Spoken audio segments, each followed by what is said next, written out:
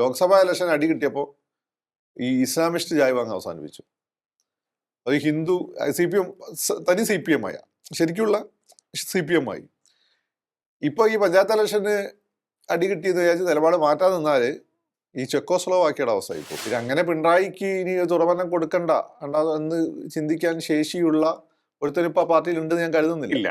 അതാണ് ഒരു പ്രത്യേകത, ഒരു വ്യത്യാസം അതാണ്. ഇതിനിടയ്ക്ക് ഇൻബിറ്റ്വീൻ ഉണ്ടായ ഒരു കാര്യം എന്ന് വെച്ചാൽ മുസ്ലിം പോപ്പുലേഷൻ ഏതാണ്ട് 30% അടുത്തെത്തി. കേന്ദ്രം ശക്തമായിരിക്കുമ്പം കേന്ദ്രമായിട്ടൊരു കോർഡിനേഷൻ ഇല്ലാതെ നിങ്ങൾ മുന്നോട്ട് പോകാൻ പറ്റില്ല. എസ്പെഷ്യലി കേരളം പോലെ റവന്യൂ ഡെഫിസിറ്റ് നേരിടുന്ന സംസ്ഥാനത്ത്. എക്സാക്ട്ലി. അപ്പൊ അത് മനസ്സിലാക്കി വേണം ഇടപെടാൻ. ഈ VSന്റെ കാലത്തെ നിലപാട് എന്ന് വെച്ചാൽ ഞങ്ങൾ എല്ലാവർക്കും ഒപ്പമാണ്, എന്നാൽ ആരെയും പ്രീണനം ഇല്ല എന്നുള്ള നിലപാട് കൊണ്ട് പോയാൽ മതി. അപ്പൊ ഹിന്ദു വോട്ട് അവിടത്തെ കിടക്കും, കിട്ടാവുന്ന മുസ്ലിം വോട്ടും കിട്ടും.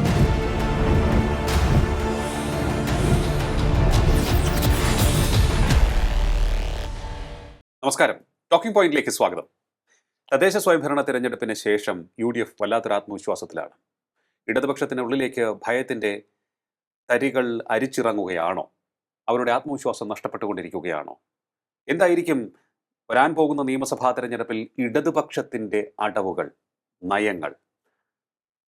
ഇതുവരെ പിന്തുടർന്നു വന്ന രീതിക്ക് മാറ്റം വരുത്തുവാൻ അവർക്ക് സാധിക്കുമോ? ചിലതിലെങ്കിലും പരിശോധിക്കാൻ നമുക്ക് നമ്മോടൊപ്പം ചേരുകയാണ് രാഷ്ട്രീയ നിരീക്ഷകൻ ശ്രീ ഫക്രുദ്ദീൻ അലി. നമസ്കാരം, ടോക്കിംഗ് പോയിന്റിലേക്ക് സ്വാഗതം.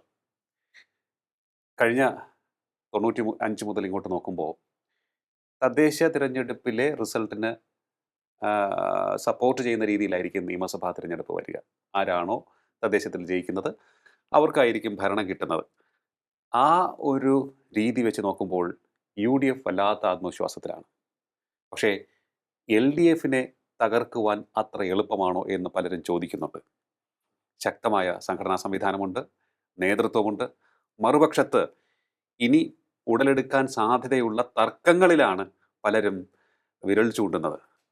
ഇടതുപക്ഷം ഏത് രീതിയിലായിരിക്കും ഇനി മുന്നോട്ട് പോകാൻ പോകുന്നത്? പല കാര്യങ്ങളിലും അവർ ശക്തമായ വിമർശനം നേരിടുന്നുണ്ട്. അതിലൊക്കെ തിരുത്തൽ വരുത്താൻ സാധ്യതയുണ്ടോ? അല്ല, ഇടതുപക്ഷം ഈ രീതി തന്നെ മുന്നോട്ട്. എന്തിനാണ് മാറ്റം വരുത്തുന്നത്? കാരണം കുഴപ്പമില്ലാത്ത രീതിയിൽ അവർ ഭരിക്കുന്നുണ്ട്, അവരുടെ വേറെ പ്രശ്നങ്ങളില്ല. അപ്പം നിലവിലുള്ള സംവിധാനത്തിൽ വലിയ മാറ്റങ്ങളൊന്നും വരുത്തേണ്ട ആവശ്യമില്ല. നിലവിൽ ഈ സിസ്റ്റം അങ്ങനെ തന്നെ കൊണ്ടുപോയാൽ മതി. ഇതിൽ ആകെപ്പാട് ഈ ഇലക്ഷൻ 2 കാര്യങ്ങളാണ് ഫാക്ടർ ആയിട്ട് വന്നത്. ഒന്ന് ശബരിമല വിഷയമാണ്. ഓക്കെ, ഞാൻ വിചാരിച്ച ശബരിമല ഫാക്ടർ ആവില്ല, ജനങ്ങൾ അത് കാലഘട്ടമൊക്കെ കഴിഞ്ഞു എന്നുള്ള. പക്ഷെ ശബരിമല ഫാക്ടർ ആയിട്ടുണ്ട്. അപ്പൊ ശബരിമല അതിൽ അവർക്ക് CPM ചെയ്യാൻ പറ്റുന്ന കാര്യം ഉണ്ടായിരുന്നു. അയാളുണ്ടല്ലോ പത്തനംതിട്ട ജില്ലാ സെക്രട്ടറി, നേരത്തെ മുൻ ജില്ലാ സെക്രട്ടറി, അങ്ങനെ അങ്ങോട്ട് അങ്ങനെ പത്മകുമാറിനെ അങ്ങ് മാറ്റിയാൽ മതിയായിരുന്നു, സസ്പെൻഡ് ചെയ്യാം പാർട്ടിയിൽ നിന്നും. അത് ചെയ്യാതെ വെച്ചുകൊണ്ടിരുന്നാണ് അടിയായത്. ഇതിപ്പോൾ അതൊന്ന് മാറ്റാൻ തീരുമാനിച്ചൊന്ന് കിട്ടും, നല്ല കാര്യം. ഒന്നത്. രണ്ടാമത്തെ കാര്യം, അപ്പുറത്തുണ്ടായ അതിശക്തമായ മൈനോറിറ്റി കൺസോൾട്ടേഷനാണ്. അതെ, ഈ മൈനോറിറ്റി കൺസോൾട്ടേഷൻ പിണറായി വിജയൻ വന്നതിന് ശേഷം കുറച്ചു കാലം മൂപ്പരെ നമ്മളെ കൂടെ കിട്ടുമെന്ന് വിചാരിച്ചിട്ട് ഞമ്മൻ്റെ ആളുകളും കുറേ ക്രിസ്ത്യാനികളൊക്കെ കൂടിയിരുന്നു. പിണറായി വിജയൻ ആഫ്റ്റർ ഓൾ കമ്മ്യൂണിസ്റ്റാണ്. അയാൾ നിങ്ങൾ വിചാരിക്കുന്ന പോലെ അങ്ങ് വളയ്ക്കാനൊന്നും പറ്റില്ല. അയാൾക്ക് ആവശ്യമുണ്ടെങ്കിൽ നിങ്ങളെ വളയ്ക്കും, മനസ്സിലായി? ഇപ്പം അവർക്ക് അത് മനസ്സിലായി. അതോടുകൂടി അവർ തിരിച്ചുപോയി. അപ്പം അതിശക്തമായ മൈനോറിറ്റി കൺസോൾട്ടേഷൻ CPMനെതിരെ ഉണ്ടായി. ഇതെല്ലാ കാലത്തും ഉണ്ടായതാണ്. ഇതെല്ലാ കാലത്തും ഉണ്ടായില്ലേ? പിണറായിൻ്റെ 2016 മോഡി പേടി കൊണ്ട്, പിണറായിലുള്ള വിശ്വാസം കൊണ്ട് ഇങ്ങോട്ട് കുറച്ചെണ്ണം വന്നതേ ഉള്ളൂ. അവരെല്ലാ കാലത്തും LDFനെതിരായിരുന്നു. അവർ UDFന്റെ സ്ട്രോങ് സപ്പോർട്ടേഴ്സ് ആയിരുന്നു, മനസ്സിലായില്ലേ? അപ്പൊ ഇപ്പൊ എന്താണ്, അവർ തിരിച്ചുപോയി. അപ്പൊ ഈ പറയുന്ന മൈനോറിറ്റീസ് തന്നെ 2011 അടപടലം LDFനെതിരായിരുന്നു. ഓക്കെ, ഈ പറഞ്ഞ മൈനോറിറ്റീസ് അന്ന് ക്രിസ്ത്യാനികളാണെങ്കിലും മതമില്ലാത്ത ജീവൻ എന്ന പുസ്തകം ബേബി ഇറക്കിയെന്ന് തോന്നുന്നു ക്രിസ്ത്യാനികളും, PS എന്തൊക്കെ പ്രസ്താവന നടത്തിയെന്ന് തോന്നുന്നു മുസ്ലിങ്ങളും അടപടലെതിരായിരുന്നു. എന്നിട്ട് അന്ന് ഭരണം വേണ്ട എന്ന് CPM തീരുമാനിച്ചതുകൊണ്ടാണ്. ഓക്കെ, അല്ലെങ്കിൽ അന്ന് അധികാരത്തിൽ വരികയായിരുന്നു. അപ്പൊ അന്ന് LDF തുടർഭരണം VS പോകാൻ കാരണം എന്താണ്? അത് സാധ്യത വന്നത് എങ്ങനെയാണ്? ഹിന്ദു വോട്ടുകളുടെ കൺസോൾട്ടേഷൻ എന്തിനനുകൂലമായിരുന്നു? LDFന് അനുകൂലമായിരുന്നു. ഓക്കെ. രണ്ടാമത്തെ കാര്യം എന്താണ്? ഇന്നത്തെ പിണറായിയുടെ ഭരണം പോലെ നല്ല ഡെലിവർ ചെയ്യുന്ന നല്ല ഭരണമായിരുന്നു. അത് പിന്നീട് AK ആന്റണി വരെ പറഞ്ഞു. ഈ നമ്മുടെ ഇളമരം കരീമിനെയൊക്കെ വെച്ചുകൊണ്ട് അദ്ദേഹം തന്നെ പറഞ്ഞു നല്ല മിനിസ്റ്റർ ആയിരുന്നു എന്നൊക്കെ പറഞ്ഞു.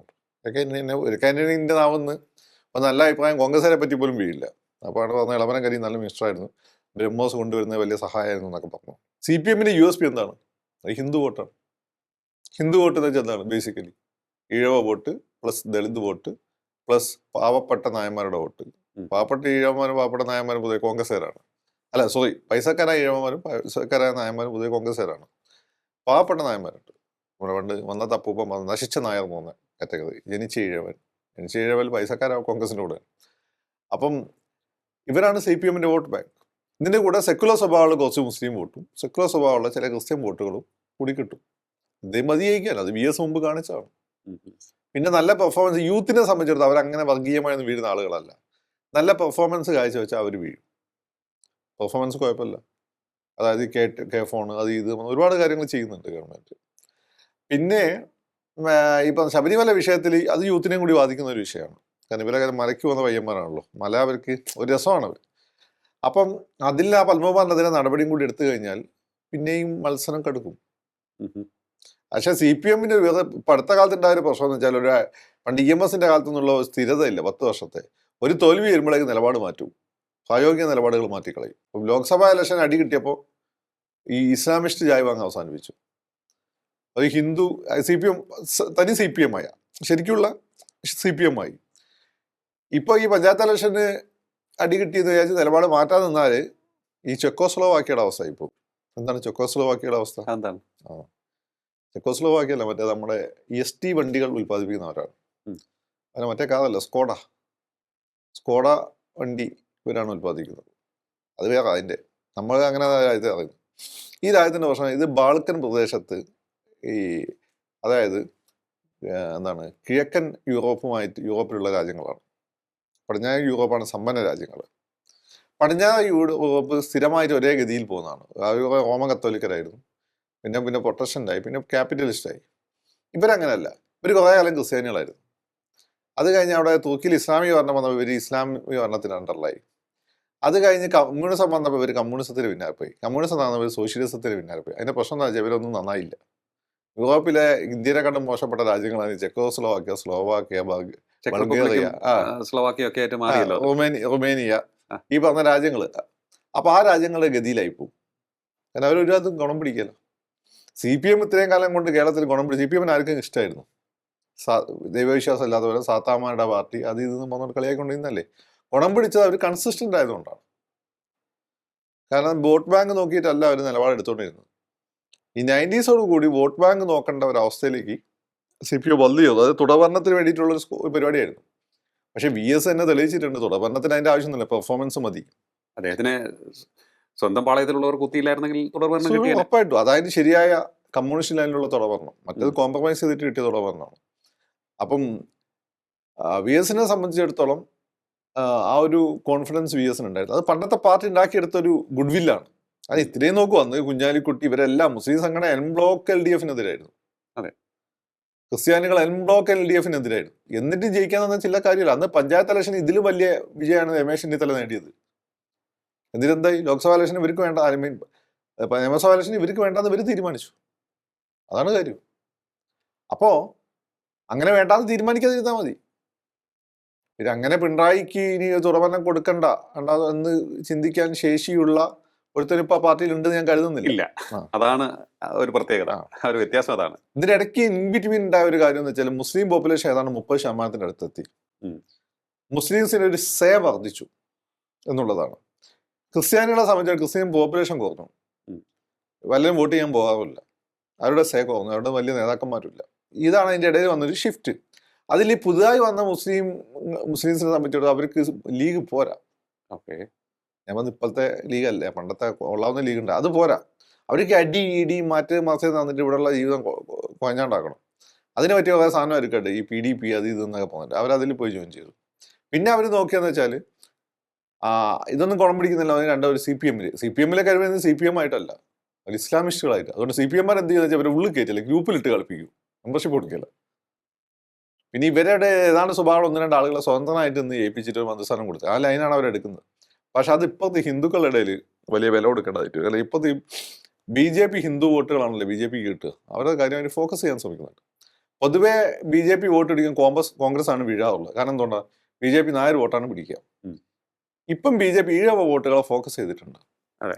അതിനൊരു വലിയ സഹായം വെള്ളാപ്പള്ളിയായിരുന്നു.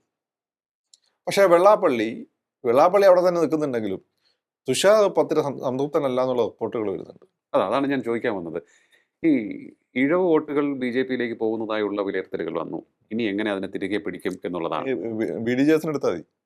BDJS-നെ ഇങ്ങോട്ടേക്ക് അടർത്തി മാറ്റിയെടുക്കാൻ സാധിക്കുമോ? അടർത്തി മാറ്റാനൊക്കെ പറ്റും വേണമെങ്കിൽ. അസംതൃപ്തനാന്ന് തോന്നുന്നു. പിന്നെ ഈ തുഷാറിന് വേറൊരു പ്രശ്നമുണ്ട്. ഈ അമേരിക്കൻ കമ്പനികളെ പോലെയാണ്.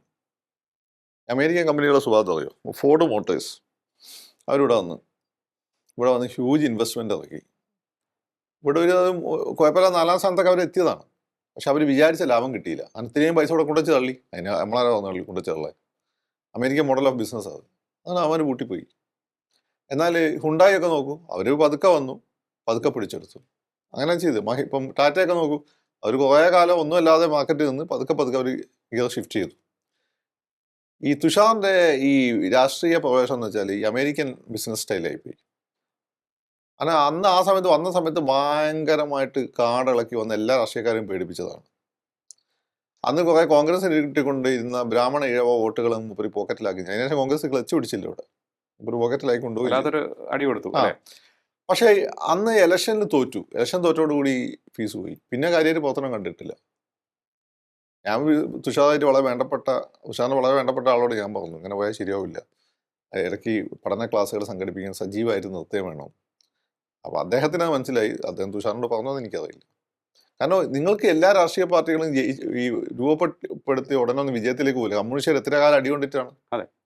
ഒരു പക്ഷേ തുഷാറിൻ്റെ ഒക്കെ അപ്പൂപ്പൻ്റെ അടി കൊണ്ടിട്ടുണ്ടാവും. കാരണം തുഷാറിൻ്റെ അപ്പൂപ്പനൊക്കെ കൊണ്ടു നടന്ന് വാടമ്പി ആയിരുന്നില്ലേ, നല്ല കുടുംബമല്ലേ അവിടുത്തെ, കൊണ്ടിട്ടാണ് കമ്മ്യൂണിസ്റ്റുകാർ വളർന്നു വന്നത്. അപ്പം ഈ പറഞ്ഞ പോലെ ഇപ്പം ഇമ്രാൻഖാൻ ആരായിരുന്നു പാകിസ്ഥാനിൽ? ഇമ്രാൻഖാൻ ഒന്നാമത്തെ ഇലക്ഷൻ അയാൾ പോലും തോറ്റുപോയതല്ലേ. പിന്നെയും തോറ്റു, പിന്നെയാണ് ജയിച്ചു വന്നത്. അപ്പോൾ തുഷാറിൻ്റെ ആദ്യത്തെ തോൽവിയോട് കൂടി ഡൗണായി, രണ്ടാമത്തെ തോൽവി പിന്നെയും ഡൗണായി. അങ്ങനെ ഡൗണായി ഇപ്പോൾ അവസാനം BDJS എവിടെയും കാണാനില്ല. അതുകൊണ്ട് BJP-ക്കാർ വേണ്ട രീതിയിൽ പരിഗണിച്ചില്ല. നിങ്ങളെ മൂല്യം ഉയർത്തിക്കൊണ്ടിരുന്നാലേ ആളുകൾ പരിഗണിക്കുള്ളൂ. എങ്കിൽ പോലും BDJS സ്വാധീനിക്കാൻ പറ്റുന്ന കുറേ വോട്ടുകളുണ്ട്. അധികവും ഈ ശാഖ ഈഴവരുടെ വോട്ടുകളാണ്. അപ്പോൾ LDF അവരെ മുന്നണിയിൽ എടുത്തു കഴിഞ്ഞാൽ സ്വാഭാവികമായിട്ടും അവർക്ക് പിന്നെയും തുഷാർ പൈസ വെക്കും, MP-യുടെ പ്രവർത്തനം നടക്കും. പിന്നെ LDF-ന്റെ പ്രൊട്ടക്ഷനും കിട്ടുമല്ലോ. അപ്പോൾ അതോട് കൂടിയിട്ട് ഈ പോകുന്ന ഇഴവ വോട്ടുകൾ തടഞ്ഞു നിർത്താൻ പറ്റും. അതൊരു നല്ല സ്ട്രാറ്റജിയാണ് LDF എടുക്കുകയാണ്. അങ്ങനെയാണ് CPI-നെക്കാട്ടും വലിയ സംഭവം BDJS രണ്ടാമത്തെ വലിയ കക്ഷിയോ. അതിനുള്ള ശേഷി ഉണ്ടല്ലോ BDJS-ന്. ഇഴവരിവിടുത്തെ പ്രധാനപ്പെട്ട സമുദായമാണ്, ഏറ്റവും പ്രധാനപ്പെട്ട സമുദായമാണ് അംഗങ്ങളുടെ എണ്ണം കണക്കിലെടുത്താൽ. ഇഴവരുടെ കാര്യം നോക്കുമ്പോൾ അവരെല്ലാം BDJS-ൽ പോകണമെന്നില്ല. എല്ലാവരും പോണ CPM-ലുണ്ടല്ലോ. ഈ CPM-നോട് എന്തെങ്കിലും വെറുപ്പ് തോന്നുന്ന BDJS-ലേക്ക് പോയാലോ. മാത്രമല്ല കോൺഗ്രസിന്റെ കൂടെ നിൽക്കുന്ന ഈ പൈസക്കാർ ഇഴവര്, അവരെ സംബന്ധിച്ചിടത്തോളം കേരളത്തിൽ CPM-ന്റെ കൂടെ ഭരിക്കുന്ന അവരുടെ കൂടെ നിൽക്കുന്നതാണ് ലാഭം. അപ്പൊ അവരെ വോട്ടും കൂടി ഇങ്ങോട്ട് കൊണ്ടുവരുമ്പോൾ എന്ത് ചെയ്യും? അപ്പുറത്ത് BJP-യിലേക്ക് പോയി LDF-ന് കിട്ടാത്ത വോട്ടുകൾ കൂടി കിട്ടും. കോൺഗ്രസിനും പണ്ടേ പോയ വോട്ടുകൾ തിരിച്ചു വരാതെ നിൽക്കും. അങ്ങനെ ടാക്ടിക്സ്. ഇവരൊക്കെ ഈഗോ ഭയങ്കരാണ്, അതാണ് പ്രശ്നം. ആ രീതിയിൽ, അതായത് ഇപ്പോൾ BDJS തുഷാർ വെള്ളാപ്പള്ളിയുടെ നേതൃത്വത്തിൽ LDF-ലേക്ക് വരികയാണ് എന്നുണ്ടെങ്കിൽ LDF-ൽ നിന്നുള്ള ഈഴ വോട്ടുകളുടെ ഒഴുക്ക് തടയാൻ സാധിക്കും. വലിയ പരിധിവരെ ഒപ്പം തന്നെ തിരികെ പിടിക്കാനും സാധിക്കും ഈഴ വോട്ടുകൾ LDF-ലേക്ക്. പിന്നെ വേറെ കാര്യം, NSS-ന് പണ്ടത്തെ പ്രശ്നമില്ല. അല്ലെങ്കിൽ NSS പണ്ടേ പിണറായി ഒരു പ്രശ്നമൊന്നുമില്ലായിരുന്നു. VS-ന്റെ ഈ ജാതി കളിയായിരുന്നു. VS-നകത്ത് വരുമ്പോൾ അത്യാവശ്യം ജാതി കളി ഉണ്ടായിരുന്നു. അതായത് NSS-ന്റെ പ്രശ്നം. പിണറായി ആയിട്ട് നല്ലതാണ്. ശബരിമല വന്നപ്പോഴാണ് ആ ഒറ്റ വിഷയത്തിലാണ് പിണറായി ആയിട്ടാകുന്നത്. അത് പിണറായി തന്നെ അത് മാച്ചു കളഞ്ഞു, എതിർപ്പ് മാച്ചു കളഞ്ഞു. അതായത് ഒരു നിലപാട് മാറ്റി NSS നിലപാടിലേക്ക് അവരും. അപ്പോൾ NSS-ന് വിരോധമല്ല, പണ്ടത്തെ ബന്ധത്തിലേക്ക് തന്നെ തിരിച്ചു പോയിട്ടുണ്ട്. മനസ്സിലായില്ലേ? NSS-നെ പറ്റിച്ചത് ശരിക്കും CPM-മാരല്ല, കോൺഗ്രസ്സുകാരാണ്. ചില ആളുകൾക്ക് താക്കോ സ്ഥാനമൊക്കെ മേടിച്ചെടുത്ത് ഇനി അടുത്ത അയാൾ പത്രസമ്മേളനം നടത്തി ഞാനൊരു സമുദായത്തിൻ്റെ ആളല്ല. പിണറായി പിന്നെ അന്നായി ആരോ അങ്ങനെ പറഞ്ഞ് തെറ്റിച്ചാണ്. പക്ഷെ അങ്ങനെ തിരുത്തി. അപ്പോൾ CPM പാർട്ടി NSS-ന് പ്രശ്നമല്ല. അപ്പോൾ പിന്നെ ഇതിൻ്റെ ഒരു കാര്യം എന്ന് വെച്ചാൽ CPM-നെ സംബന്ധിച്ചിടത്തോളം ഇപ്പം മനോരമയുടെ തന്നെ കണക്കെടുത്തോടെ 20ഓളം മണ്ഡലങ്ങളിൽ ഈ രണ്ട് മുന്നണികൾ തമ്മിൽ 20ഓളം സീറ്റുകൾ വ്യത്യാസമേ ഉള്ളൂ സോഫ. അപ്പോൾ ഇന്നലെ എന്നോട് വേറൊരാൾ പറഞ്ഞു 100 സീറ്റ് വരെ 105 സീറ്റ് വരെയൊക്കെ UDF-ന് കിട്ടും. ഒരാൾ എന്നോട് പറഞ്ഞു. അയാളെ പ്രവചനങ്ങൾ ഇതുവരെ തെറ്റിയില്ല എന്നാണ് അയാൾ എന്നോട് പറഞ്ഞു. ഞാൻ ക്രെഡിബിലിറ്റി ഉള്ള ആളുമാണ്, അദ്ദേഹം വേഗം. പക്ഷെ നമ്മളിപ്പം മനോരമയിലെ കണക്കെടുത്ത് നോക്കി 20 മണ്ഡലങ്ങൾ വ്യത്യാസമേ ഉള്ളൂ. 20 മണ്ഡലങ്ങളിൽ 1000 വോട്ടിന്റെ വ്യത്യാസമുള്ളൂ ഈ രണ്ട് മുന്നണികൾ തമ്മിൽ. കേരളത്തിൽ എസ്പെഷ്യലി സദേൺ ട്രാവൻകൂറിലേക്ക് നിങ്ങൾ വരുമ്പോൾ ഒരു 10,000 താഴെ അല്ലെങ്കിൽ 5,000 താഴെ ഡിഫറൻസ് ഉള്ള മണ്ഡലങ്ങളാണ് അധികവും. ഇത് അങ്ങോട്ടും ഇങ്ങോട്ടും മറക്കാൻ പറ്റുന്ന മണ്ഡലങ്ങളാണ്. 50 മണ്ഡലങ്ങളെ മറക്കാൻ പറ്റുള്ളൂ. അപ്പോൾ ഈ LDF ഒരു സംഘടനാ സംവിധാനവും രണ്ട് ഗവൺമെന്റിന്റെ ഒരു ഫീൽ ഗുഡ് ഫാക്ടറും എല്ലാം കൂടി വെച്ചുകൊണ്ട് ആളുകൾ ചിന്തിക്കുകയാണ് ഈ അവർ വന്നാൽ എങ്ങനെയാവും, ഞങ്ങൾ വന്നാൽ എങ്ങനെയാവും, ഇവർ വന്നാൽ എങ്ങനെയാവും ചിന്തിക്കുക. കോൺഗ്രസിന്റെ സോഫ നമ്മൾ കണ്ടാൽ അധികാരം കിട്ടിക്കഴിഞ്ഞാൽ പിന്നെ അടിയാണ്. പിന്നെ ലീഗിന് 6 മന്ത്രിസ്ഥാനം വേണ്ടി വരും, ഇങ്ങനെയുള്ള പ്രശ്നം വരും. അപ്പം മാത്രമല്ല ഇവർ മുഖ്യമന്ത്രി ആകാൻ വേണ്ടി അടിയായിരിക്കും. ഒരൊക്കെ മറ്റൊരാൾ ഭാരം വെക്കും, അവസാനം ഭരണസമ്മേളനം വരും. അല്ലെങ്കിൽ ഉമ്മൻചാണ്ടിനെ പോലെ ഒരാൾ വേണം. അത് ഭരണസമ്മേളനത്തിനിടയിൽ ഇത് തുഴഞ്ഞുകൊണ്ടാൻ പറ്റും. അദ്ദേഹം ഈ പ്രശ്നങ്ങളുടെ നടുവിൽ നന്നായി കൊണ്ടുപോയിരുന്നു. അപ്പം അതിന് നല്ലത് ഒരാൾ, ഒരു പാർട്ടി, ഒരു മുന്നണി, ഒരു ഭരണം എന്നുള്ള സംവിധാനം ആളുകൾ ചിന്തിക്കുമ്പോൾ മിഡിൽ ക്ലാസ് സ്വാഭാവികം ഞാനൊക്കെ ഔട്ട് അങ്ങനെ ചിന്തിക്കുള്ളൂ. നമുക്ക് നമ്മളാരും സേഫ് ആക്കണ്ട. ഇവിടെ നമുക്ക് കൃത്യമായിട്ട് എന്തെങ്കിലും ഒരു കാര്യങ്ങളാണ്. വണ്ടികൾ കൃത്യമായിട്ട് ഓടണം, അതായത് സ്റ്റോറിൽ സാധനങ്ങൾ വേണം, ഹോസ്പിറ്റലുകളിൽ മരുന്ന് വേണം. അത് പെട്ടെന്ന് മരുന്നൊക്കെ ഉണ്ട്. നിങ്ങൾ വിചാരിക്കും പോലെ എല്ലാ CPM ഉണ്ടല്ലോ, എല്ലാ താലൂക്ക് ഓഫീസ് ഹോസ്പിറ്റലിലും ഡയാലിസിസ് യൂണിറ്റ് ഒക്കെ കൊണ്ടുവന്നു. നിങ്ങൾ നല്ലതൊന്നും റിപ്പോർട്ട് ചെയ്യില്ലല്ലോ. നിങ്ങൾ ഈ പത്രക്കാർക്ക് എന്തില്ല എന്നുള്ളതല്ലേ നിങ്ങൾ നോക്കുള്ളൂ, എന്തുണ്ട് നോക്കില്ലല്ലോ. അപ്പം അങ്ങനെയൊക്കെ വെക്കുമ്പോൾ ആ രീതിയിൽ പോയി കഴിഞ്ഞാൽ ഈ സംഘടനാ സംവിധാനം എല്ലാം കൂടി വെച്ചുകൊണ്ട് ഇവർക്ക് LDF അത് പിന്നെ വേണമെങ്കിൽ ആ സീറ്റുകൾ പിടിച്ചെടുക്കാൻ പറ്റും. പക്ഷെ അതിൻ്റെ ഒരു പ്രശ്നം വരുന്നതെന്ന് വെച്ചാൽ പിന്നെ ഈ സീറ്റുകൾ അധികവും വലിയ മുസ്ലിം പോപ്പുലേഷൻ ഇല്ലാത്ത സീറ്റുകളാണ്. മാത്രമല്ല മുസ്ലിം പോപ്പുലേഷൻ ഉള്ള സമയത്ത് പോലും BS സമയത്ത് LDF പിടിച്ചെടുത്ത സീറ്റുകളാണ്. ഓക്കെ. അപ്പൊ തൃശ്ശൂരും തിരുവനന്തപുരമാണ് കേരളം ആര് ഭരിക്കണം ഒപ്പം തീരുമാനിക്കുന്നത്. പണ്ട് കൊല്ലവും തിരുവനന്തപുരമായിരുന്നു. അപ്പം കൊല്ലം ഏതാണ്ട് ഫിക്സഡ് ആണ് LDF അനുകൂലമായിട്ട്. തൃശ്ശൂരും തിരുവനന്തപുരമാണ് തീരുമാനിച്ചത്. തൃശ്ശൂരും തിരുവനന്തപുരം LDF നല്ല മേൽക്കൈണ്ട്. ഓക്കെ, അതാണ് ഒരു ഫാക്ട്. അല്ലെ, ഈ എനിക്ക് വേറൊരു സംശയമുള്ളത്, ഇപ്പോൾ ഹിന്ദു വോട്ടുകളുടെ ഒരു ഒഴുക്ക് LDF കുറെ കൂടി ആകർഷിക്കാനുള്ള ശ്രമങ്ങൾ നടക്കുന്നതിൻ്റെ ഭാഗമായിട്ടായിരിക്കുമോ SNDP അതുപോലെ തന്നെ NSS സംഘടനാ നേതാക്കളുമായുള്ള ഒരു ആശയവിനിമയം കൂടുതൽ സ്മൂത്താക്കുകയും നേതാക്കൾ തന്നെ ഇരു സംഘടനകളെയും ഇടയ്ക്കിടെ സന്ദർശിക്കുകയും നേതാക്കളുമായി ആശയവിനിമയം നടത്തുകയൊക്കെ ചെയ്യുന്നത്? അപ്പോൾ അത് ഓക്കെ, ഒരു നല്ലൊരു ടാക്ടിക്സായി നിലനിർത്താൻ സാധിക്കും. ഒപ്പം തന്നെ മാണി കോൺഗ്രസിനെയും നിർത്തുകയാണ് ഒപ്പം അവരെ നന്നായി പരിഗണിക്കുന്നുണ്ട്.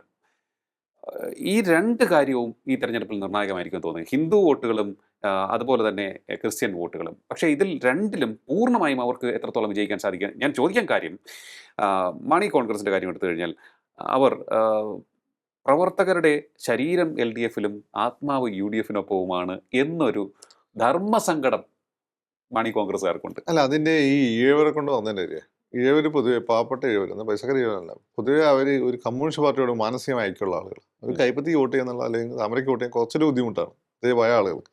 അത് കേരള കോൺഗ്രസിനുണ്ട്. പിന്നെ കേരള കോൺഗ്രസ് എക്സ്ട്രീംലി എന്താ പറയുക, സെൽഫ് സെൻറ്റേഡ് ആയിട്ടുള്ള ആളുകളുടെ പാർട്ടി കൂടിയാണ്. അതുകൊണ്ടാണ് ഇത്രയും പിളർപ്പുണ്ടാകുന്നത്. അപ്പോൾ അവരുടെ താല്പര്യങ്ങൾ സംരക്ഷിക്കുന്ന ആളുകൾക്ക് അവർ വോട്ട് ചെയ്യുള്ളൂ.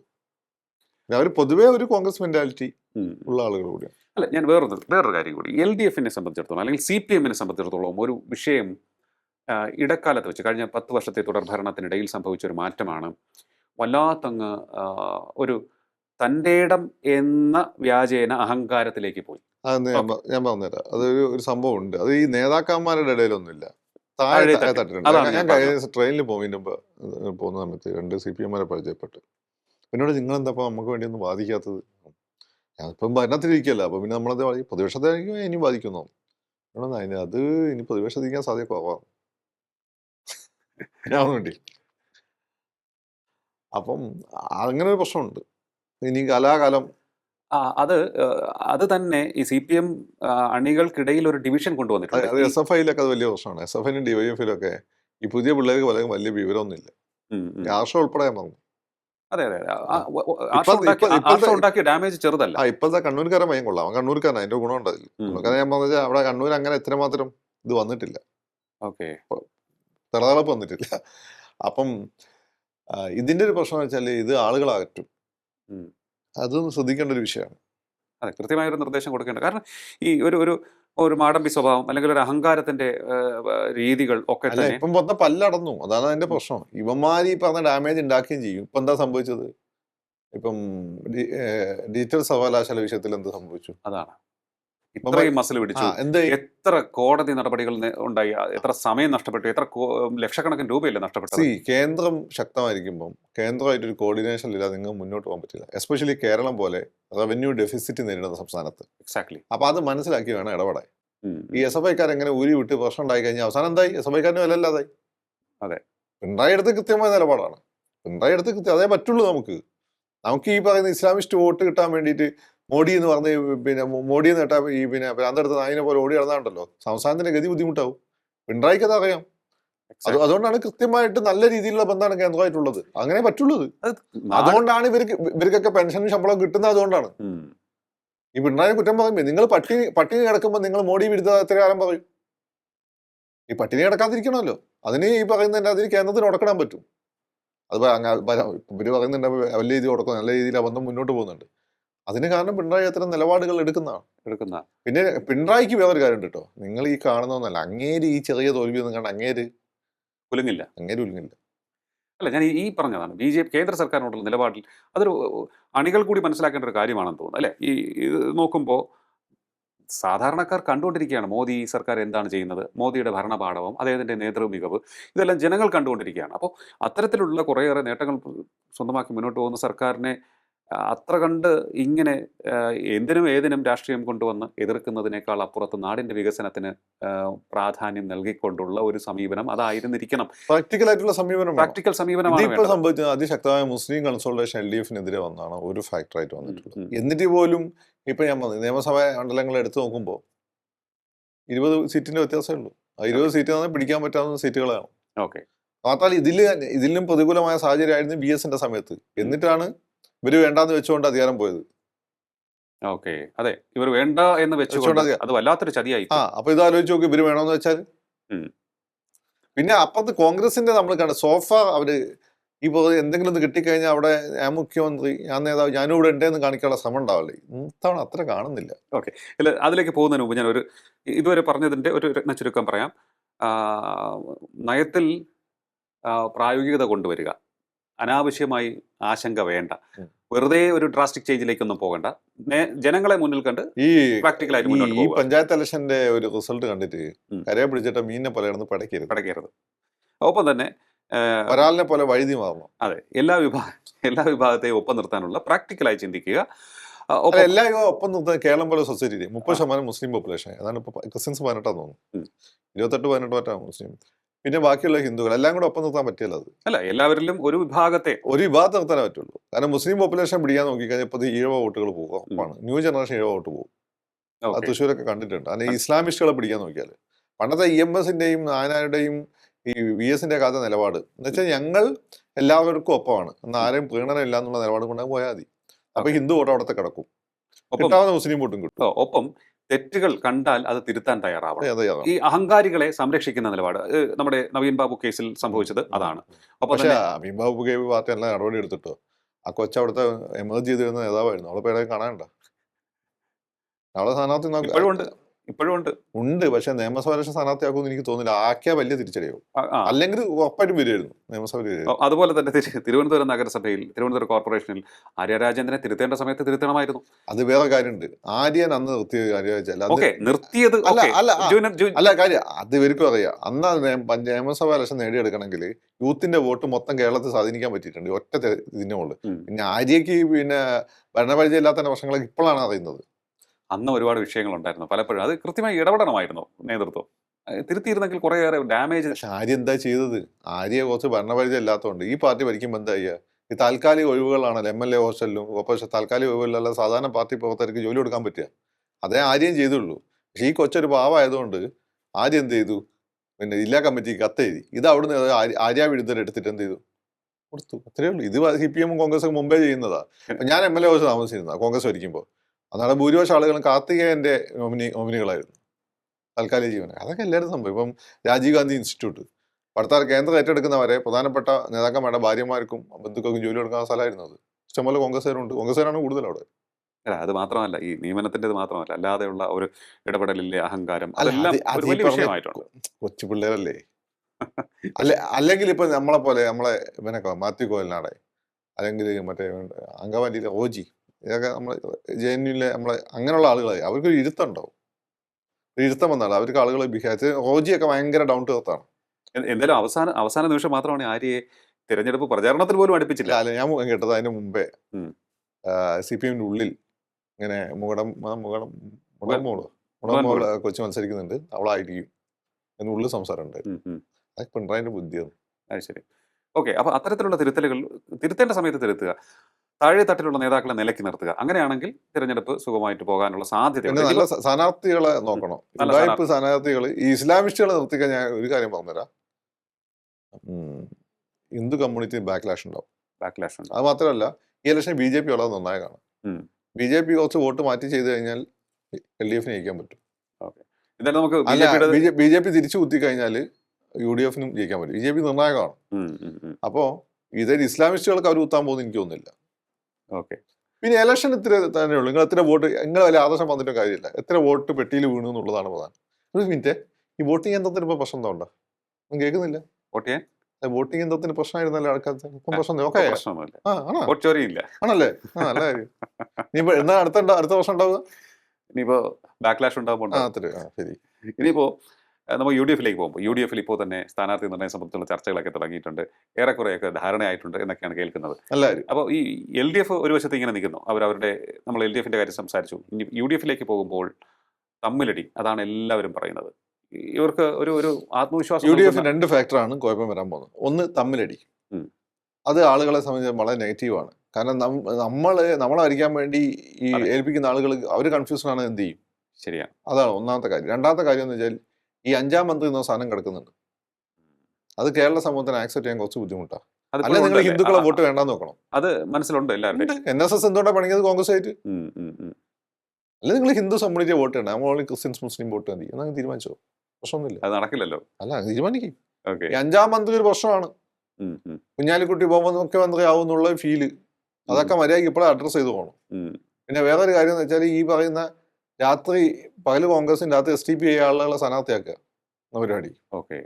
അതൊക്കെ എന്ന് വെച്ചാൽ ഇപ്പം മണ്ടത്തെ പോലല്ല. BJP-ക്കാർ RSS വളരെ സ്ട്രോങ് ആണ്. അവരെല്ലാം ഓരോരുത്തരെ ഡാറ്റ അമരായിട്ടുണ്ട്, ആര് എന്തെന്നൊക്കെ. അവരതിനനുസരിച്ച് കളിക്കും. അവർ കൃത്യമായിട്ട് കാര്യങ്ങൾ നിരീക്ഷിക്കുന്നുണ്ട്, വ്യക്തമായിട്ട് കാര്യങ്ങൾ മുന്നോട്ട് വയ്ക്കുകയും ചെയ്യുന്നുണ്ട്. അപ്പോൾ എന്തായാലും UDF-ന് പിന്നെ വേറെ കാര്യം ഞാൻ പറഞ്ഞുതരാം. സോഫ NSS LDF ആയിട്ട് ഇപ്പം പ്രശ്നമൊന്നുമില്ല. അത് NSF ടേക്കൺ ഫോർ ഗ്രാൻഡഡ്. ഞങ്ങളെ കൂടെ നിൽക്കും പിണറായി വിജയം കൊണ്ടുവന്ന് വിചാരിച്ചാൽ അബദ്ധമാകുമെന്നാണ് എനിക്കിപ്പം തോന്നുന്നത്. അതുപോലെ തന്നെ UDF-നെ സംബന്ധിച്ചിടത്തോളം ഈ ക്രിസ്ത്യൻ വോട്ടുകൾ തങ്ങളുടെ പെട്ടിയിലേക്ക് വീഴ്ത്താൻ വേണ്ടി കുറച്ചുകൂടി ഒരു എഫർട്ട് എടുക്കേണ്ടി വരും ഇപ്രാവശ്യം. പറയാൻ പറ്റില്ല. കാരണം വെച്ചാൽ അവരങ്ങോട്ട് കൊണ്ട് ഭരിക്കാൻ ആരാണ് വരാൻ സാധ്യത ഉള്ളത് എന്ന് നോക്കി അവർ വോട്ടി. അതിൽ വേറെ ആരും മുസ്ലിംസിനെ പോലെ പേടിക്കേണ്ട ആവശ്യമില്ലല്ലോ. മുസ്ലിംസിനാണ് അനാവശ്യമായ മോഡി പേടിയുള്ളത്. അവിടെ ഉള്ളിൽ അങ്ങനെ വലിയ മോഡി പേടിയൊന്നുമില്ല. അതിന് ക്രിസ്ത്യാനിക്കൊന്നും സംഭവിക്കാൻ പോകുന്നില്ല. ഞാൻ അടുത്തിടെ വായിച്ച കേരളത്തിൽ ഇന്ത്യയിലെ 1.5 കോടി കത്തോലിക്കരാണുള്ളത്. അത് പക്ഷേ അതിൻ്റെ ഭൂമി എടുത്ത് നോക്കുകയാണെങ്കിൽ 2 കോടി ഹെക്ടർ ഭൂമി കത്തോലിക്കരുടെ പേരിലാണുള്ളത്. ഹാപ്പി. അവർക്ക് മാത്രമല്ല, അവരെ പ്രൊട്ടക്ട് ചെയ്യുന്ന ആളുകൾ. മുസ്ലിംസിനാണ് ഈ പേടി. അതുകൊണ്ടാണ് മുസ്ലിംസിൻ്റെ ഇടയിൽ മത നേതാക്കന്മാർ ഈ ഭീതി വിതയ്ക്കുന്നത്. ഇസ്രായേലി ഭീതി, മോഡി ഭീതി, മോഡീൻ്റെ പേര് വന്നു പിണറായി ഭീതി, NSS ഭീതി, SNDP ഭീതി വിതയ്ക്കുന്നത് അതുകൊണ്ടാണ്. ഇതിങ്ങനെ ഭീതിന്റെ ആവശ്യമില്ല, അവരെ ഭീതിയിൽ നിലനിർത്തുകയാണ്. ഇത്രയും കാലം മുസ്ലിംസോട് വല്ല കുഴപ്പമുണ്ടായിട്ടാണ് ജീവിച്ചത്. ഇവിടെ ഹിന്ദു ഭരണമായിരുന്നില്ലേ? തിരുവിതാംകൂർ ഹിന്ദു എന്തെങ്കിലും മുസ്ലിംസ് ഭരിച്ചിട്ടുണ്ടോ? കോഴിക്കോട് കുറച്ചെല്ലാം ടിപ്പു ഭരിച്ചു. അന്നൊന്നും ഇല്ലാത്ത പ്രശ്നം എന്താ ഇപ്പം നിങ്ങൾക്ക് പ്രശ്നം? അന്ന് വെച്ചാൽ അന്ന് ചെറിയ കാര്യങ്ങളുടെ തലവെട്ടി കളയലാണ് പരിപാടി. എന്നാ ഒന്നുമില്ലല്ലോ. അപ്പൊ ഇത് വെറുതെ ഭീതി ഉണ്ടാക്കുക. ഞാനിത് ആപ്പാടെ ഇത് പറയുന്നത് കമ്മ്യൂണിറ്റിയിൽ ഈ മതത്തെ വിശ്വസിക്കുന്ന ആളുകൾ ഞാനേ ഉള്ളൂ എന്ന് തോന്നുന്നു. അവസാനം നമ്മളൊന്നും തിരിച്ചറിയാനില്ലാത്ത എന്താ അവൻ കഞ്ചാവെന്നോ? ഇതിൻ്റെ അടിയിലൊക്കെ അവൻ്റെ ആണ് അവൻ കഞ്ചാവ്, അവൻ്റെ വാപ്പാരിക്കും കഞ്ചാവ്.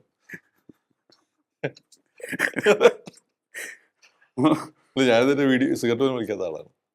ഈ കോൺഗ്രസ്സുകാരെ കൊണ്ട് നമ്മളോട് ഈ ഇലക്ഷൻ സമയത്ത് ഏതോ ഡിബേറ്റ് പിടിച്ചു നിർത്താൻ മതി, ഞാൻ ചൂടായി സംസാരിക്കുക. അന്ന് ചൂടായി സംസാരിക്കുക. അതിൻ്റെ ഒരു ഭാഗം എടുത്തിട്ട് ഞാൻ വെള്ളടിച്ച് ചർച്ചയിൽ പങ്കെടുക്കുന്ന വിവാദം മുമ്പ് ഉണ്ടാക്കിയിരുന്നു. അത് വെച്ചുകൊണ്ടാണ് ഈ പറയുന്നത്. നീ വിശ്വസിച്ചില്ലെങ്കിൽ ഐ ഡോണ്ട് കെയർ. എനിക്ക് പഠിച്ചോൻ പോകുന്ന വഴിയുണ്ട്, ആ വഴിയിലേ ഞാൻ നടക്കുള്ളൂ. ഞാൻ സിഗരറ്റ് വലിക്കാനോ മദ്യപിക്കുകയില്ല. അതെൻ്റെ തീരുമാനമാണ്. മറ്റേ ഡ്രഗ്സ് ഉപയോഗിക്കുക. നിങ്ങളല്ല ഇതിൻ്റെ കച്ചവടം നടത്തല്ലേ, എന്നിട്ട് വള്ളിയിലും പോകും. ഓക്കെ. അപ്പോൾ ഈ നേരത്തെ പറഞ്ഞ ഈ നേതൃത്വത്തിൽ ഇപ്പോൾ വലിയ തർക്കം കാണുന്നില്ല എന്ന് കേട്ടു, വലിയ പൊട്ടിത്തെറിയൊന്നും കേൾക്കുന്നില്ല എന്ന് കേട്ടു. അപ്പോൾ അങ്ങനെ വരുമ്പോൾ റിസൾട്ട് ഉണ്ടാക്കിയ വി ഡി സതീശന് മറ്റൊരു അവസരം കൂടി കിട്ടുമോ എന്ന് അല്ല, തോന്നുന്നു? ഞാൻ പറഞ്ഞത് വി ഡി സതീശനാണ് അവരുടെ ഏറ്റവും പ്രൈസ് പോയിന്റ്. ഉം, ഉം. വി ഡിക്ക് നല്ല ക്ലാരിറ്റി ഉണ്ട് പിണറായി വിജയനെ പോലെ. ഞാൻ വി ഡിനെ ഇന്റർവ്യൂ കഴിഞ്ഞിട്ടുണ്ട്, 2 മണിക്കൂർ ദീർഘം ഇന്റർവ്യൂ. A to Z കാര്യങ്ങൾ അദ്ദേഹം പറയുന്നുണ്ട്. അത് കേരളത്തെ പറ്റി നല്ല ഇമാജിനേറ്റീവ്, പിണറായി വിജയനെ പോലെ തന്നെ ഇമാജിനേറ്റീവ് ആയ പ്ലാൻ ഉണ്ട്. എനിക്ക് ആ പാടെ അദ്ദേഹത്തിന് പ്രശ്നം, അതേ ഈ മത നേതാക്കന്മാരൊക്കെ ആയിട്ട് വെറുതെ അഹങ്കരിക്കും, ഉം. ഞങ്ങൾ പരിഗണിക്കില്ല, അങ്ങനെ തിണ്ണ ആരോ അങ്ങനെ തിണ്ണ കൊണ്ട് വിളിച്ചോ, നിങ്ങളല്ലേ പോയി കാണുന്നത്, അവരാരും വിളിച്ചോ, ഇനി ഈ വർത്തമാനം പറഞ്ഞ് വീർപ്പിക്കരുത്, വെറുപ്പിക്കരുത്. ഇത്രേ ഉള്ളൂ. അല്ല, അവരൊക്കെ വിചാരിച്ചു കഴിഞ്ഞാൽ 25% വോട്ട് കൂടെ അടയ്ക്കാൻ പറ്റും. ഉം, ഉം. അത് മാത്രമേ നോക്കിയാൽ മതി. അതർവൈസ് പിണറായിക്ക് ശേഷം ഒരു പിൻഗാമി എന്ന രീതിയിൽ കേരളത്തിലെ ഒരു രാഷ്ട്രീയ മണ്ഡലത്തിൽ ഞാൻ കാണുന്നത് രാജീവ് ചന്ദ്രശേഖരാണ്. പക്ഷെ പെട്ടെന്ന് BJP വരാൻ സാധ്യതയല്ല. ആ സ്ഥാനത്ത് വരാൻ യോഗ്യമുള്ള ഒരാള് സതീശനാണ്. സതീശനാണ്. സതീശൻ അത് ഇന്നും ഇന്നലെ ഒന്നും അല്ല. സതീശൻ ഇങ്ങനെയാണ്, ക്ലാരിറ്റി ഉള്ള ഭയങ്കര clarity സംസാരിക്കുമ്പോൾ ഈവൻ ഒരു 2005 മുതൽ ഞാൻ സംസാരിക്കുന്ന ആളാണ്. അപ്പോ മുതലും ഞാൻ ഇതുവരെ സതീശനോട് സംസാരിച്ചിട്ടില്ല. ഞാൻ MLA വശത്തിൽ എപ്പോഴും കാണും, സതീശൻ ഇങ്ങനെ പോകുന്നല്ലാതെ ഞാൻ ഇതുവരെ സതീശനോട് സംസാരിച്ചു. ആവശ്യമില്ല, നമുക്ക് അതിന്റെ അവിടെ പോയിരുന്ന കഴിയേണ്ട ആവശ്യമില്ലല്ലോ. അപ്പം പക്ഷെ സതീശൻ അങ്ങനെ ഒരു റെസ്പെക്ട് കമാൻഡ് ഒരു കരിഷ്മയുള്ള ആളാണ്. അദ്ദേഹത്തെ അനാവശ്യമായി ഇടപെടൽ മാത്രമല്ല, പിണറായി വിജയനെ പോലെ അദ്ദേഹം നല്ല മാധ്യമ വേട്ടയ്ക്ക്, സോഷ്യൽ മീഡിയ, പിണറായി വിജയൻ മാധ്യമ വേട്ടയ്ക്കാണെങ്കിൽ സോഷ്യൽ മീഡിയയിൽ സിൻഡിക്കേറ്റ് ഉണ്ടാക്കി അങ്ങനെ കോൺഗ്രസ് ഒരു വേട്ടയാടുന്നുണ്ട്. CPM എങ്ങനെയാണോ പിണറായിനെ വേട്ടയാടിയത് അതുപോലെ പക്ഷെ ഇതുവരെ എന്ന് വെച്ചാൽ പിണറായിനെ പോലെ അങ്ങനെ വിജയമാണ് അങ്ങയുടെ ലക്ഷ്യം. അങ്ങനെ പറഞ്ഞത് ഇതുവരെ കാര്യങ്ങൾ നിന്നിട്ടുണ്ട്. പിണറായി അങ്ങനെ നമ്മളെ സാദൃശ്യതാണ്. ഇവർ രണ്ടുപേരും പറഞ്ഞത് കാര്യങ്ങൾ നിൽക്കുന്നുണ്ട്. അതെ, അത് വലിയൊരു കാര്യമാണ്, വലിയൊരു ഫാക്ടർ. ഇവര് രണ്ടുപേരെ ഈ പാർട്ടി കുറച്ചു കാലം 2 പാർട്ടികളും ചവിട്ടിയിട്ടിട്ടുണ്ട്. ഭയങ്കര സാമ്യമാണ് ഇവര് തമ്മിൽ. ഒരാൾ നായർ, ഒരാൾ തീയനായി പോയെന്നുള്ളൂ. ഇവര് ഭയങ്കര സാദൃശ്യം. രണ്ടും പാവപ്പെട്ട കുടുംബത്തിൽ വരുന്ന ആളുകളാണ്, വലിയ പൈസക്കാരൊന്നുമല്ല.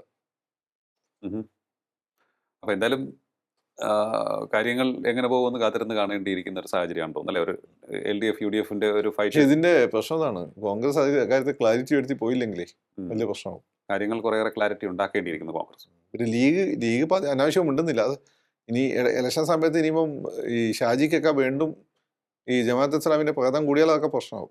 ഇനിയുള്ള ടൈം വളരെ നിർണായകമാണ്. നമ്മൾ മലയാളികളാണ്. മലയാളികൾ ഈ അഹങ്കാരത്തിലുള്ള സംസാരം, വർഗീയത, അഹങ്കാരം അവർ അംഗീകരിക്കും. പിണറായിക്കും VS-നും BD സതീശനും ഒക്കെ അഹങ്കാരം ഉണ്ടായിരുന്നു. പക്ഷെ എന്തെങ്കിലും ചെയ്യണം, അഹങ്കാരം മാത്രമായി പോയത്. പിണറായിനെ കണ്ട് വേറെ ചിലർ അഹങ്കരിച്ചിരുന്നു, അവരൊക്കെ തോൽപ്പിച്ചിട്ടുണ്ട്. അതാണ് എന്റെ കാര്യം. മമ്മൂക്ക നമ്മൾ പെട്ടെന്ന് അങ്ങോട്ട് ഇതാണ്. പക്ഷെ മമ്മൂക്കൻ ആളുകൾക്ക് ഇഷ്ടം, മമ്മൂക്കനെ ഭയങ്കര ഇഷ്ടമാണ്. സിനിമയുടെ ഉള്ളിലുള്ള പുറത്തുള്ള എന്താണ്, മമ്മൂക്ക അങ്ങനെ നിൽക്കുകയുള്ളൂ. ആള് പാവാണ്, ഒരുപാട് ആളുകളെ സഹായിക്കുന്ന ആളാണ്. അതേപോലെ ആയിരിക്കണം. അതല്ലാതെ ഈ അഹങ്കാരം കൊണ്ട് മാത്രം എല്ലാ സിനിമക്കാരുണ്ടല്ലോ, അഭിനയിക്കാൻ അറിയില്ല, ഒരു പടം ഹിറ്റ് നമ്മൾ ഭയങ്കര അഹങ്കാരത്തെ നടക്കും, പിന്നെ ഒന്നുമില്ലാതെ വീട്ടിലേക്ക് ഇൽക്കത്തിൽ ഇന്നസെന്റിനെ പോലെ തിരിച്ചു പോകും. അതെ ഞാൻ പറഞ്ഞത് എനിക്ക് ഓർമ്മല്ല കേട്ടോ. എന്തായാലും കേരള നിയമസഭയിലേക്കുള്ള തിരഞ്ഞെടുപ്പ് ഇനി നടക്കാൻ പോകുന്നത് വളരെ അധികം ശക്തമായ തീപാറുന്ന പോരാട്ടമാകും എന്ന് വെറുതെ ക്ലീഷയ്ക്ക് പറയുന്നതല്ല. തന്ത്രങ്ങളുടെ ഏറ്റുമുട്ടലായിരിക്കും, അതിൽ യാതൊരു സംശയവുമില്ല. ഈ തന്ത്രങ്ങൾ മെനയുന്നതിലും നടപ്പാക്കുന്നതിലും ആര് വിജയിക്കും, LDF-ന് സംഭവിച്ച പിഴവുകൾ എത്ര വേഗത്തിൽ പരിഹരിക്കുന്നുവോ അത്ര വേഗത്തിൽ അവർക്ക് മത്സരത്തിൽ തിരികെ എത്താൻ സാധിക്കും എന്നുള്ളതാണ് വാസ്തവം. UDF-ലേക്ക് നോക്കുമ്പോൾ തമ്മിലടിക്കാതിരുന്നാൽ, കുതികാൽ വെട്ടാതിരുന്നാൽ അവർക്ക് ഒരു സ്ട്രൈഡ് മുന്നിലെത്താൻ സാധിക്കും എന്നുള്ളൊരു സാഹചര്യം നിലനിൽക്കുന്നുണ്ട്. എന്തായാലും നെക്ക് ടു നെക്ക് ഫൈറ്റാണ് നമ്മൾ കാണാൻ പോകുന്നത്. ഒരു ഫോട്ടോ ഫിനിഷ് ആയിരിക്കും എന്നൊക്കെയാണ് ഇപ്പോൾ എല്ലാവരും പറയുന്നത്. എന്തായാലും അത് കാത്തിരുന്ന് കാണേണ്ടത്. വളരെയധികം നന്ദി ഇത്രയും സമയം ടോക്കിംഗ് പോയിന്റുമായി സംസാരിച്ചത്. ടോക്കിംഗ് പോയിന്റിന്റെ ഈ അധ്യായം ഇവിടെ പൂർണ്ണമാകുന്നു. ഇനി അടുത്ത എപ്പിസോഡിൽ കാണാം നമുക്ക്. നമസ്കാരം.